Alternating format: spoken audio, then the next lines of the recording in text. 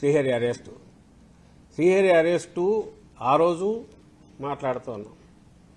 ఆయన senior journalist, editor హోదాలో ఉన్నారు. తర్వాత సిపిఆర్ఓగా ఓ ముఖ్యమంత్రికి చేశారు. ఇప్పుడు ఒక పార్టీ జనరల్ సెక్రటరీగా ఉన్నాడు. మీడియా చూసుకుంటూ తను ఏదో దారిన పోయి రిఫ్రాఫ్ లాగానో సొంతంగా తన పైత్యం ఇది చేయడానికి ఇంకోటి ఉన్నాడు కాదు.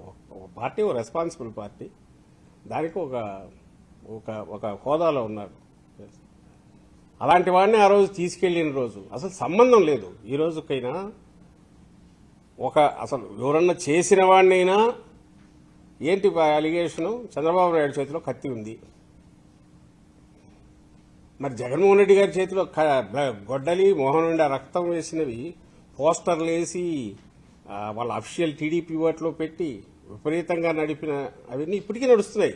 కొన్ని గతంలో కాదు, ఇప్పుడు ఉన్నాయి. దాని మీద ఇస్తే కంప్లైంట్ తీసుకోలే, లేదు దాని మీద అది చేసిన వారు ఎవరన్నా ఉంటే కేసు బుక్ చేయొచ్చు. కానీ దానికి ఏం సెక్షన్స్ ఉన్నాయి? ఎక్కడుంది అది? దాన్ని ఏమంటారు, నాన్ బెయిలబుల్ సెక్షన్స్ అప్లై చేసేది. అయినా సరే దానికి ఒక 100 మంది పోలీసులు వచ్చారు, తీసుకుపోయారు. ఆ రోజు అక్కడికి వెళ్ళారు ఆయన. అక్కడున్న కోర్టు మేజిస్ట్రేట్ గారు ఆ రోజంతా హడావుడి. అంటే అతను సైకలాజికల్గా ఇది కావాలి, మిగిలిన వాళ్ళు భయపడాలి. ఇప్పుడు క్వశ్చన్లు రైజ్ చేస్తున్నావు కదా, ఇలాంటి కింద కూడా అందరు రైజ్ చేస్తారు, అడుగుతారు, ప్రజలకు గుర్తు చేస్తారు. సో భయపెట్టాలి ప్రయత్నం చేశారు. జడ్జి గారు దాన్ని బెయిల్ ఇచ్చారు. హైకోర్టు సస్పెన్షన్లో పెడుతూ హైకోర్టు ఏం కామెంట్ చేసింది, దాన్ని చేసి మళ్ళీ అరెస్ట్ చేస్తారేమో అంటే ఎందుకు చేస్తారు, చేయరు కదా అని కూడా ఓవరాల్గా అన్నారు. మీరు అనవసరంగా ఎక్కువ ఇది అవుతున్నారు, వింటాం విచారణ తర్వాత వింటామని సస్పెండ్. మళ్ళీ ఏం చేశారు, మొన్న తీసుకెళ్లారు సేమ్ దాని మీదనే తీసుకెళ్లి అదే అరెస్ట్ చేసి మళ్ళీ కోర్టుకు తీసుకెళ్లారు. ఓకే, మళ్ళీ జడ్జి ఇచ్చాడు. ఇచ్చేసరికి గుంటూరు పోలీసులు పోయి అడిగారు 2 కేసులు ఎట్లా వస్తాయండి ఒకేసారి? ఒకే కేసు 3 ఎక్కువ ఎఫ్ఐఆర్లు, ఒకటి కంటే ఎక్కువ ఎఫ్ఐఆర్లు ఉండకూడదని సుప్రీంకోర్టు చెప్పినా కూడా, ఎందుకంటే దీన్ని వాడడమే హెరాస్మెంట్కు, కక్ష సాధింపు, దానికి వేధించడానికి, టెర్రరైజ్ చేయడానికి సిస్టమ్ వాడుతుంది, పోలీస్ వ్యవస్థ వాడచ్చు లేదా పొలిటికల్ బాసెస్ వాడచ్చు అనే ఉద్దేశంతోనే. లేకపోతే ఏముంది, ఒక కేసు మీద 10 స్టేషన్లో పెడతారు, 14 ఇక్కడి నుంచి ఇక్కడ తీసుకుపోతారు, ఆ రిమాండ్లో వేసినాక మళ్ళీ పీటీ వారెంట్ తెచ్చి మళ్ళీ తీసుకుపోతారు, చెప్తా ఉండొచ్చు సంవత్సరాల తరబడిన అని. ఒకే దాంట్లో ఒకే క్రైమ్ అని మీరు అనుకుంటున్న దాని మీద ఒకటి కంటే ఎక్కువ ఉండకూడదు అని చెప్పింది. అయినా సరే ప్లస్ ఇక్కడ గుంటూరు ఏదైతే అన్నారో అవి రిమాండ్ రిపోర్ట్లో కూడా అక్కడ మెన్షన్ చేశాడు. కుప్పం పోలీసులు ఈరోజు నిన్న ఇచ్చిన రిమాండ్ రిపోర్ట్లో జడ్జి ముందుకు పోయింది ఏదైతే రిమాండ్ రిపోర్ట్ కన్సిడరేషన్లోకి తీసుకున్న తర్వాతనే ఆ జడ్జి గారు దాని మీద బెయిల్ ఇచ్చారు. దీనికి అవసరం లేదు, నోటీస్ ఇచ్చి మీరు పిలిచి విచారిస్తే చాలన్నారు. ఏ రిమాండ్ రిపోర్ట్ మీద అయితే ఆయన చెప్పారో అందులో ఈ కేసులు కూడా ఉన్నాయి. మరి దానికి చెప్పినప్పుడు మొత్తంగా రిమాండ్ రిపోర్ట్లో ఏ కేసు అయితే మెన్షన్ చేసినారో ఆ కేసు 3 స్టేషన్లో బుక్ అయినా ఒకటే అయినప్పుడు, అక్కడ బెయిల్ ఇచ్చినప్పుడు సహజంగా నేను మనిషి అక్కడే ఎదురుగా ఉన్నాడు, తీసుకొచ్చి క్వశ్చన్ చేసి పంపొచ్చు, క్వశ్చనింగ్కు నోటీస్ ఇవ్వచ్చు, అదే చేయాల్సింది. లేదు, అక్కడి నుంచి అరెస్ట్ చేసి తెల్లవారుజామున ఇక్కడికి తీసుకొచ్చారు.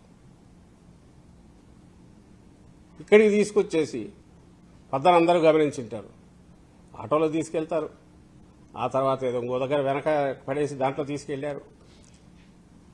మళ్ళీ ఇప్పుడు నేను అయిపోయాక మళ్ళీ ఏదో అంబులెన్స్లో ఏమన్నా పెట్టేసుకుని ఎట్లా తిప్పారు. అంటే ఎన్ని రకాలుగా మనిషిని వేధించాలి, కేవలం ఏంటంటే వీళ్ళు క్వశ్చన్ చేస్తున్నారు. ఇట్లా క్వశ్చన్ చేస్తే మేము ఇలాగే చేస్తామనేది అందరికీ మెసేజ్ పోవాలి. 2 ఏళ్ళ ఎవడు బెదిరినాడు దీని బెదిరింపులకు? ఎవడు తగ్గినాడు? ఇది కాదని బేడీలు వేసి తిప్పినాం. నిన్న కూడా ఈరోజు కాళహస్తి ఎక్కడో బేడీలు వేసి తీసుకుపోయారని అంటున్నారు, నడిపించారని పోలీసులు. Social media related Chandrababu Naidu గారు గుర్తుపెట్టుకోవాల్సింది, లేదా ఆయన కొడుకు నిన్ననే ఏదో కొత్త శకం అంట, ఆయన శకం అంటే ఏదో తీయాలంటే ఆయన ప్రస్థానం చూస్తే బ్రీఫ్ సంక్షిప్తంగా ఉంటుంది. ఆయన ఏముంది వచ్చేసి 14-19 మధ్య లోకేష్ అదేది మన ఎమ్మెల్సీ ఇండైరెక్ట్గా వచ్చి గెలవలే, కాన్స్టిట్యున్సీలో గెలవలే, ఇండైరెక్ట్గా వచ్చి తర్వాత మినిస్టర్ ఏదో చేసినట్టున్నాడు. ఆ తర్వాత మొన్న గెలిచాడు. సర్వం సహా అధికారాలు తనవే అనేది ఇప్పటికే డిఫాక్టో చీఫ్ మినిస్టర్గా. నిన్నెవరు అంటున్నారు సీఎంఓలో ఇవి కూడా ఏం జరిగినా తనకు రిపోర్ట్ పోవాలని, అతనే డీల్ చేస్తుంటాడు, తనే ఇదవుతాడన్నారు. మంచిది, ఆయన నమ్మకమైన కొడుకు పెట్టుకున్నాడు, బాగానే ఉంది. సరే, ఆయన రెడ్ బుక్ అనుకుంటున్నారో ఇంకోటి ఏదో, లేదా ఈయన చంద్రబాబు నాయుడు గారు ఇద్దరు కలిసి ప్లాన్ చేస్తున్నారు తెలియదు. కానీ మీ మాటల వల్ల మీరు గొడ్డలన్నా, కత్తెన్నా, సైకో అన్నా, ఇంకోటన్నా, ఏదన్నా మీకు మేము కంటిలో నలుసు, చెవులో జోరీగా, లేదంటే చెప్పులో రాయి కాదు, మిమ్మల్ని ఈడ్చి కింద పడేసే శక్తి ఉంది కాబట్టి వైఎస్ఆర్ కాంగ్రెస్ పార్టీ శాశ్వతంగా సమాధి చేసే శక్తి ఉంది కాబట్టి మీరు భయంతో ఇవన్నీ చేస్తున్నారు. మీరు భయంతో ఇవి చేసే కొద్దీ మా వాళ్ళు ఎవరైతే అరెస్ట్ అవుతున్నారో, లేదా నిజం చెప్పేవాళ్ళు ఎవరైనా సరే, వాళ్ళు వైఎస్ఆర్సీపీ వాళ్ళే కానక్కర్లే, వాళ్ళు ఇంకా గట్టిపడుతున్నారు. ఇంకా క్వశ్చన్ చేసే గొంతు పెరుగుతుంది. అది రోజు రోజుకు ఇంకా పెరుగుతుంది. చరిత్ర అదే ప్రూవ్ చేసింది, ఈరోజు కాదు. కొడితే బంతి తొక్కి కిందికి కొడితే అది పైకి గాలిలోకి ఎంత గట్టి కొడితే అంత గట్టిగా లేస్తుంది. అదే జరుగుతుంది ఇప్పుడు. అది రియలైజ్ అయితే ఓకే, కాకపోతే నేను ఇంతకుముందు అన్నట్టు భూస్థాపితం కాక తప్పదనేది కూడా వాళ్ళు రియలైజ్ కావాలా. ఇంకా అది కాలేదంటే కర్మ ఎలా హిస్టరీ ఇంతకుముందు ఎట్లా ప్రూవ్ చేసిందో నెక్స్ట్ కూడా అదే జరుగుతుంది.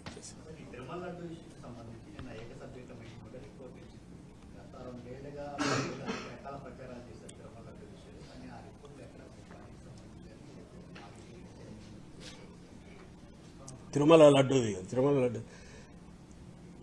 లడ్డూది వాళ్ళు చేసిన ప్రచారానికి సంబంధించి అడ్డుకట్ట వేస్తూనో ఏదో ఈరోజు ఆయన ఎవరిదో ఏకసభ్య కమిషన్ వచ్చిందని చూసి మేమేమి ఓహో ఆహో అని కూడా అనుకోవట్లా. ఎందుకంటే మొత్తం ఇదంతా కూడా ఒక కల్పిత గాథ. ఎండ్ టార్గెట్ వాళ్ళు దోచుకోవడానికి, ఖజానాతో ఫుల్ ఉన్న తిరుమలను అక్కడ టీటీడీ వీటిని దోచుకోవడానికి ఒక మార్గం ఏర్పాటు చేసుకోవడానికి అల్లిన కథ అని తర్వాత రుజువైన నేపథ్యంలో ఇంకా దాన్ని ఎట్లా క్లోజ్ చేయాలని దీనికి తీసుకొచ్చినట్టున్నారు. ఇప్పుడు ఆయన దినేష్ కుమార్ కమిటీ రిపోర్ట్ ఏముందో తెలియదు, అది బయటకు పూర్తి రాలి. అయితే ఈరోజు ఆ పత్రికలో ఒక పత్రికలో వచ్చిన దాని ప్రకారం, వాళ్ళ పత్రికలోనే వచ్చిన దాని ప్రకారం నిజంగా వీళ్ళు చేసిన ఆ విపరీతమైన వైల్డ్ ఆరోపణలు కానీ, అసహ్యమైన ఆరోపణలు కానీ, అవన్నీ గన మా వాళ్ళ మీద చేసినవి, ఎందులో ఇంత మాత్రం ఉన్నా కూడా వాళ్ళు చొక్కాలు దించుకునేవాళ్ళు. ఈరోజు అంత లేదంటే, బహుశా అదేం లేదంటే ఆ కమిషన్ కూడా ఏం చెప్పలేక ఆఖరికి అనిందేమో తెలియదు. But the fact remains. అవన్నీ ఈరోజు సైలెంట్ ఎందుకు అయ్యారు? చంద్రబాబు నాయుడు గారు హిమ్సెల్ఫ్ అసెంబ్లీలో వద్దులే, అది మంచిది కాదు, దీనివల్ల సున్నితమైన మనోభావాలు దెబ్బతింటాయి, ఎందుకంటే దెబ్బతీసింది ఆయన ఘోరంగా అని సలహా ఇచ్చాడంటే జడుచుకొని వెనక్కు తగ్గారు. దేనికంటే 390 ఎంతో ఉన్నది, దాన్ని 716 730 రూపాయలకు ఒక దశలో కేవలం ఓ సంవత్సరంలో తీసుకెళ్లి, కేవలం క్వాలిటీ బాగాలేదని వాళ్ళకు కావాల్సిన కంపెనీలను దీంట్లోకి తీసుకొచ్చేసి బయట వాళ్ళు 600 చిల్లరకు అమ్ముతూ కూడా ఇక్కడికి 720కి 716 సప్లై చేసిన రోజులు ఈ రోజుకు కూడా మళ్ళీ అదే కంపెనీని తీసుకొచ్చారు. అది సపరేట్ సబ్జెక్ట్, తర్వాత మాట్లాడతాం. మళ్ళీ తీసుకొచ్చారు. నాకు తెలిసి 680కో ఎంతకో తెచ్చినట్టున్నారు. 400 రూపాయలకు సప్లై చేస్తున్న నెయ్యి వితౌట్ ఏమి క్వాలిటీ స్టాండర్డ్స్లో చేంజ్ లేకుండా, టెస్టింగ్ వీటిలో తేడా లేకుండా ఒకేసారి 200 300 పెంచుకున్నారు.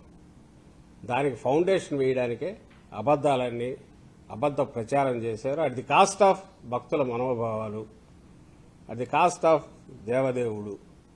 చంద్రబాబు నాయుడు ఆయన ముఠా కలిసి అబద్దాల ప్రచారం, అసత్య ప్రచారం చేశారు. అంత ఘోరానికి నీచానికి దిగజారారు అనేది గుర్తు చేసుకోవడానికి ఈరోజు మళ్ళీ ఆయన దినేష్ కుమార్ ఏదో ఆ ఐటమ్ వస్తే పనికొస్తాం తప్ప అందులో కొత్తది ఏమి వాళ్ళు చెప్పాలని లేదు.